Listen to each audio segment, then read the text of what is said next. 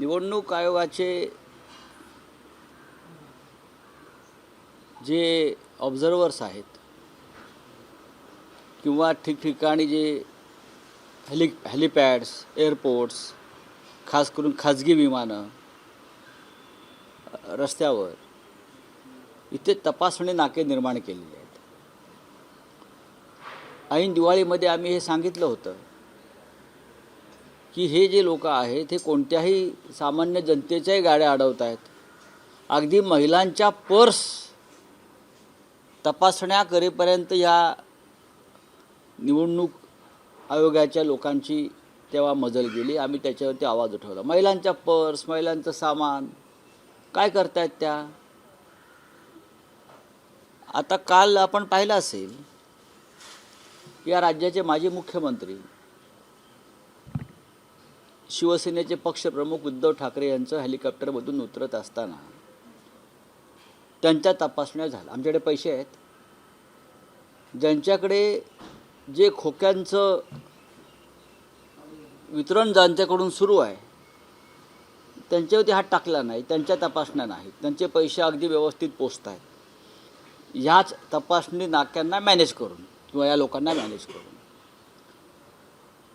निवडणूक आयोगानं निष्पक्षपातीपणानं तपासण्या करायला काहीच हरकत नाही. अनेक विधानसभा मतदारसंघात गुजरातच्या आमदारांनी अनेक मंत्री आलेले आहेत. ते काय हात हलवत आले आहेत का? ते का हात हलवत आलेत? येताना का ढोकळाने फाफड्या घेऊन आले आहेत का? कोण कुठे कसं पैशाचं वाटप करतं याची माहिती आम्ही वारंवार देत असतो. हे एकनाथ शिंदे यांच्या लोकांना 25-25 कोटी रुपये पोचलेत आतापर्यंत. काही नाक्यांवर सांगोल्यामध्ये पकडण्यात आले. 15 कोटी पकडले. कोणाचे काय सांगितलं का? गाडी कोणाची आम्हाला माहिती आहे, गाडीत कोण होतं आम्हाला माहिती आहे. 15 कोटी पकडले आणि फक्त 5 कोटी रेकॉर्डवर दाखवले. 10 कोटीचा हिशोब कुठे आहे?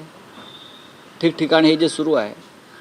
पण काल माननीय उद्धव ठाकरे यांची तपासणी करण्याला आमचा अजिबात आक्षेपच नाही आहे. सगळ्यांना समान न्यायानं निवडणूक आयोगानं वागवायला पाहिजे. मग त्याच्यामध्ये राज्याचे मुख्यमंत्री असतील, गृहमंत्री असतील, प्रधानमंत्र्यांच्या ताफ्यातून बॅगा उतरत नाहीत का? कसल्या बॅगा असतात? अमित शहाच्या ताफ्यातून बॅगा उतरत नाहीत का? लोकसभा निवडणुकीच्या वेळेला मी स्वतः एक व्हिडिओ केला आहे. 1 तासासाठी नाशिकमध्ये मुख्यमंत्री आले प्रचारासाठी एका सभेला आणि त्यांच्या हेलिकॉप्टरमधून 15 ते 16 मोठ्या बॅगा उतरल्या. अशा मोठ्या मोठ्या सुटकेस. एवढे कपडे माणूस घेऊन येतो का 1 तासासाठी? शिंदे शिर्डीला गेले प्रचाराला, तेव्हाही त्यांच्या विमानातून ज्या बॅगा उतरल्या त्याचाही व्हिडिओ आम्ही प्रसारित केला होता ना. त्या बॅगा कसल्या होत्या? 2 तासासाठी थांबले एका हॉटेलात जाऊन आणि इतक्या बॅगा उतरल्या. काय तुम्ही आमच्या तपासण्या करता? काहीच हरकत नाही करायला. ह्यांच्या कोणी करायच्या? करणार आहात की नाही?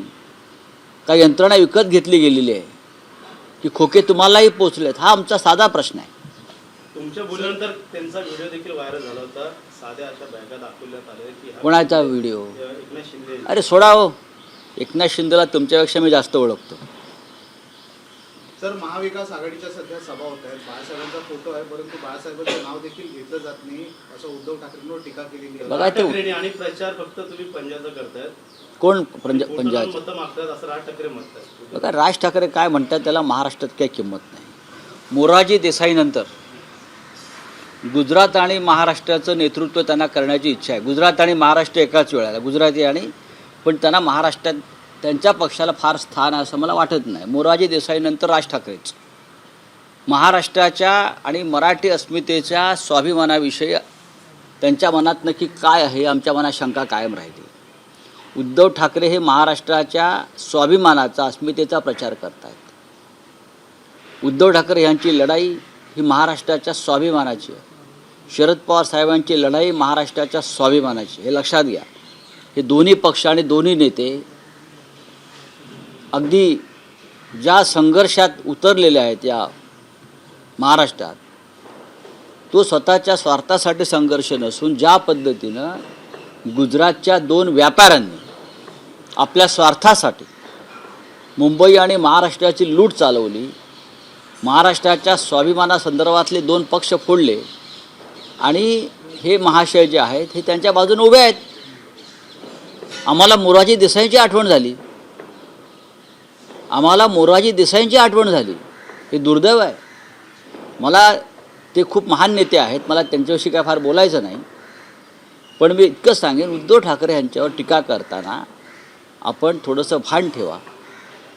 ते शिवसेनेचे पक्षप्रमुख आहेतच, पण महाराष्ट्रावर दल्ला मारणाऱ्या, हल्ला करणाऱ्या गुजरातच्या 2 खतरनाक व्यापाऱ्यांविरुद्ध त्यांची लढाई सुरू आहे, ते आणि शरद पवार.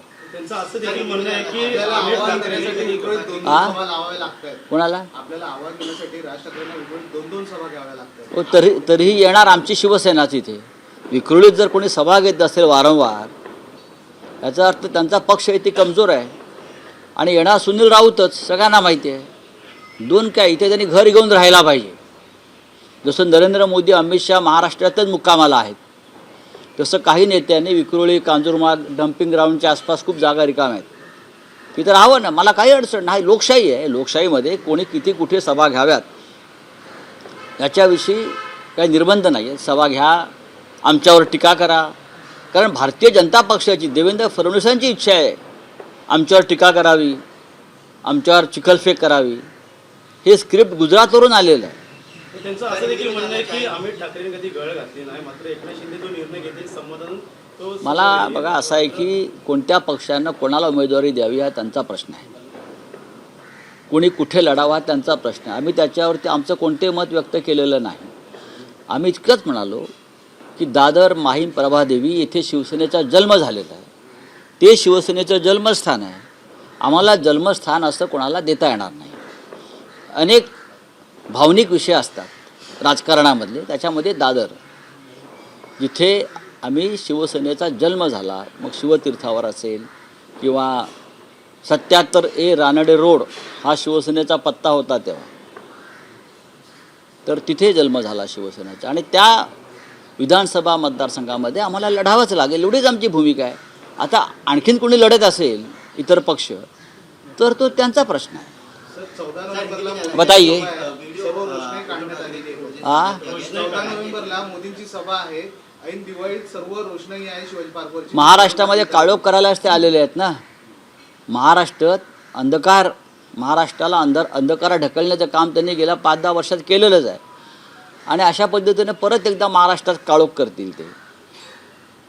भारतीय जनता पक्षाला महाराष्ट्रात काळोखच करायचं, अंधकारच करायचा आहे लोकांच्या जीवनामध्ये. आप बताइए. सर, भाजपा के ज्येष्ठ नेते ठाकरे की ओर से साझा किया गया है, जिसमें बैक चेकिंग की जा रही है उनकी लगातार. इस तरीके का जो वीडियो है, इसके पहले भी आपकी ओर से शेयर किया गया है कि प्रधानमंत्री खुद आ रहे, मुख्यमंत्री खुद आ रहे, लेकिन उनके बैग बात ऐसी है कि चुनाव इलेक्शन कमीशन जो है वो अपना काम करते रहते हैं, लेकिन महाराष्ट्र हो, झारखंड हो, पहले हरियाणा था, जम्मू कश्मीर, आप हमारे सामान का, हमारे हेलीकॉप्टर्स, हमारे प्राइवेट जेट, हमारी कार, सबकी जांच करते हो, हमारे घर तक पहुंचते हो.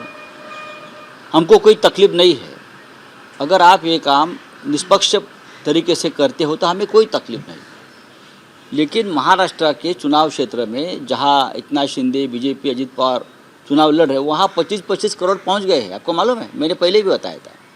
हमने वीडियो भी दिखाए थे लोकसभा के चुनाव में, कैसे 20-20 बैग हेलीकॉप्टर से उतर रही है. क्या किया? आप हमारा सामान चेक करिए, लेकिन क्या आप एकनाथ शिंदे, देवेंद्र फडणवीस, अजित पवार, नरेंद्र मोदी, अमित शाह जी, उनके हेलीकॉप्टर्स, उनके कारों का काफिला रुक कर आप उनकी जांच करते हैं क्या? उसमें अंदर क्या है? चड्डी बनियान है क्या? सिर्फ क्या है बैग में उनके? देख लीजिए. महाराष्ट्र में जिस तरह से पैसे का डिस्ट्रीब्यूशन चल रहा है, क्या चुनाव आयोग के जो ऑब्जर्वर है उनको ये दिखता नहीं? हमने बार बार उनको बताया क्या हो रहा है कहाँ. लेकिन आप हमारी जो अपोजिशन के नेता है उनको रोकेंगे, उनका गाड़ी का काफिला रोकेंगे, उनके हेलीकॉप्टर रुकाएंगे. आप क्या करेंगे? आप कितने बार ही करेंगे? ठीक है, देख लेंगे. सर, 2019 में भी ऐसी घटना हुई थी जब उड़ीसा के आईएएस अधिकारी को सस्पेंड किया गया. बात ऐसी है, प्रधानमंत्री का हेलीकॉप्टर अगर किसी ने चेक किया था उड़ीसा में तो उनको सस्पेंड कर दिया। क्या प्रधानमंत्री चुनाव आयोग के जांच के दायरे में नहीं आते क्या? प्रधानमंत्री, गृह मंत्री, केंद्रीय मंत्री अपने हेलीकॉप्टर से कुछ भी सामान लाकर लोगों में बांट सकते हैं क्या? और हमारा हेलीकॉप्टर, हमारे नेता का हेलीकॉप्टर, हमारा प्राइवेट जेट आप जांच करते हो अंदर घुसकर, ये कौन सा निष्पक्ष कानून और न्याय है? हलक्यात घेणाऱ्यांचं सरकार पाडलं, जेलची धमकी आम्हाला देऊ नका असं मुख्यमंत्री म्हणतात. मी चळवळीतून आलो. त्यांनी कोणतीही चळवळ केली नाही, त्यांनी फक्त पक्षात राहून वळवळच केलेली आहे बरं का. त्यांनी एखादी चळवळ केली असेल तर त्यांनी समोर आणावं. ते वारंवार सांगतात मी बेळगावच्या आंदोलनात होतो.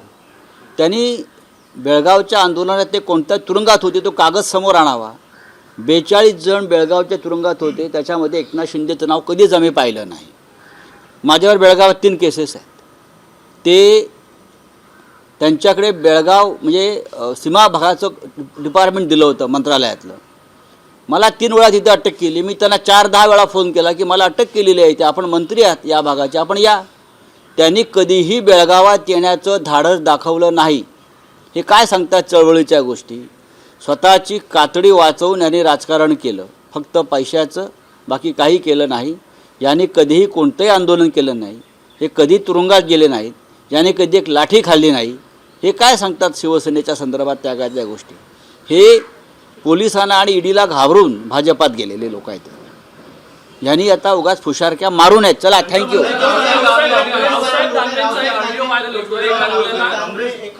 हां, अरे भाई रावसाहेब दानवे,